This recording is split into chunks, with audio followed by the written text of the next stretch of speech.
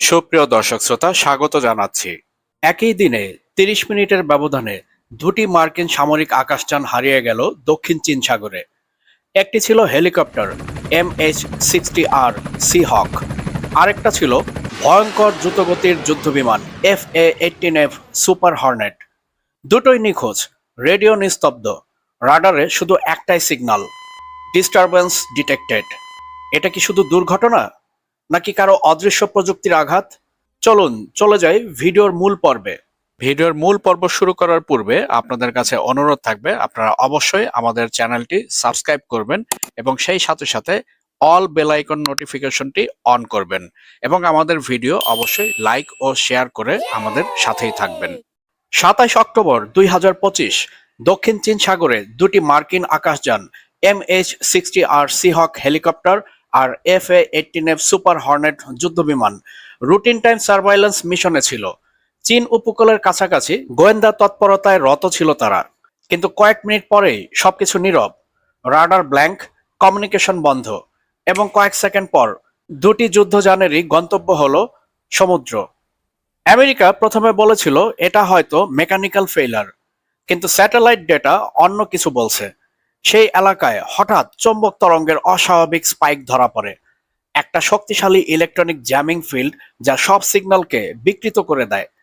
এই প্রযুক্তি পৃথিবীতে হাতে আছে মাত্র একজনের কাছে, আর সেটা হচ্ছে China's People's Liberation Army Navy, অর্থাৎ চীনের নৌবাহিনীর হাতে। চীনের নতুন প্রজন্মের ওয়ারফেয়ার সিস্টেম ড্রাগন ভেইল নামে পরিচিত, একটি ইলেকট্রনিক শিল্ড যা শত্রুর যোগাযোগকে মুহূর্তেই অকার্যকর করে দিতে পারে। রাডার, জিপিএস, এমনকি বিমানের অটো পাইলট পর্যন্ত বিকল হয়ে যায়, এবং সেদিন আমেরিকার দুই আকাশযানের ক্ষেত্রেও তাই হয়েছিল বলে ধারণা। ইউএসএস নিমিটস, আমেরিকার এই নৌযান থেকে সিহকটি রুটিন অপারেশনের সময় স্থানীয় সময় বিকাল ২টা ৪৫ উড্ডয়ন করে, এবং কিছু সময় পরেই সেটা সমুদ্রের উপর ক্র্যাশ ল্যান্ডিং করে। এর ঠিক ৩০ মিনিট পরই সুপার হর্নেটটি একই ক্যারিয়ার থেকে উৎক্ষেপণ করা হয়, এবং সূত্র অনুযায়ী প্রায় স্থানীয় সময় বিকাল ৩টা ১৫ ইউএসএস নিমিটস এর সাথে যোগাযোগ ছিন্ন হয় এবং এটিও সমুদ্রে ক্র্যাশ করে। উভয় ঘটনায় মোট ৫ জন পাইলট এবং ক্রু ছিল, এবং ইউএসএস নিমিটস এর উদ্ধারকর্মীরা ৫ জনকেই উদ্ধার করে। দক্ষিণ চীন সাগর, এটা শুধু এক টুকরো সমুদ্র নয়, এটাই এখন বিশ্বশক্তির নতুন যুদ্ধক্ষেত্র। এখানেই চীনের সর্বাধিক ড্রোন, অ্যান্টি সিগন্যাল সিস্টেম আর স্যাটেলাইট নেটওয়ার্ক কাজ করছে একসাথে। যে কেউ এই অঞ্চলে প্রবেশ করলেই চীন জানে কোথায়, কবে, কি উদ্দেশ্যে সে এসেছে। চীন এখন শুধু অর্থনৈতিক শক্তি নয়, তারা প্রযুক্তির রাজনীতি শিখে ফেলেছে। তাদের AI সার্ভাইলেন্স সিস্টেম বিশ্বের যে কোনো সামরিক নেটওয়ার্ক হ্যাক করার ক্ষমতা রাখে। যুদ্ধের ধরন বদলে গিয়েছে, এখন যুদ্ধ মানে ডেটা, আর ডেটা মানে ক্ষমতা। আমেরিকা রাশিয়াকে ঠেকাতে পেরেছিল, কিন্তু এখন এক নতুন শক্তি মাথা তুলেছে, নীরব, ধৈর্যশীল এবং প্রযুক্তিতে কয়েক ধাপ এগিয়ে থাকা এক শক্তি। তাদের যুদ্ধ জাহাজের সংখ্যা কম, কিন্তু তাদের কোড, তাদের সিস্টেম, তাদের আসল অস্ত্র, এবং সেটাই এখন আমেরিকার সবচাইতে বড় আতঙ্ক। যখন সিহক আর সুপার হর্নেট সাগরের নিচে হারিয়ে গেল, তখন শুধু দুই হেলিকপ্টার আর বিমানের নয়, আমেরিকার অহংকারেরও পতন হলো। তাদের কমান্ডার বলেছিলেন, maybe it's time we admit we are not alone at the top anymore.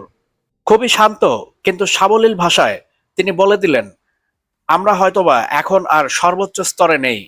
এটাই আধুনিক যুদ্ধ, কেউ কারো দিকে গুলি ছোড়ে না, কিন্তু এক দেশ আরেক দেশকে তথ্যের জালে বন্দি করে ফেলে। চীনের প্রযুক্তি এখন শুধু অস্ত্র নয়, এটা এক ধরনের ডিজিটাল সবরেইনটি। এটা নীরব শক্তি যে প্রতিটি ক্লিকে শাসন করে ভবিষ্যৎ। বন্ধুগণ, আজকের বিশ্ব আপনাদেরকে সঠিক সংবাদ প্রদানের জন্য বদ্ধপরিকর। তাই আমাদের ইউটিউব চ্যানেলের পাশাপাশি আজকের বিশ্ব .প্রেস এর যাত্রা শুরু হয়েছে, যেখানে আপনারা এক পাতাতেই পেয়ে যাবেন আন্তর্জাতিক সব গুরুত্বপূর্ণ খবর এবং সেই সাথে সাথে রাষ্ট্রীয় খবরগুলো। এবং এর পাশাপাশি অনুরোধ থাকবে, আমাদের ফেসবুক পেজও আপনারা অবশ্যই ফলো করবেন, যাতে করে নিত্য নৈমিত্তিক সব ধরনের আপডেট আপনারা সহসাই পেতে পারেন। ভিডিও শেষ করার পূর্বে আপনাদের কাছে অনুরোধ থাকবে আমাদের ইউটিউব চ্যানেলটি অবশ্যই সাবস্ক্রাইব করবেন এবং সেই সাথে সাথে all bell icon notification on করবেন, যাতে করে পরবর্তী যে কোনো ভিডিওর আপডেট আপনি সরাসরি পেতে পারেন এবং সেই সাথে সাথে আমাদের ভিডিও লাইক ও শেয়ার করে আমাদের সঙ্গেই থাকবেন।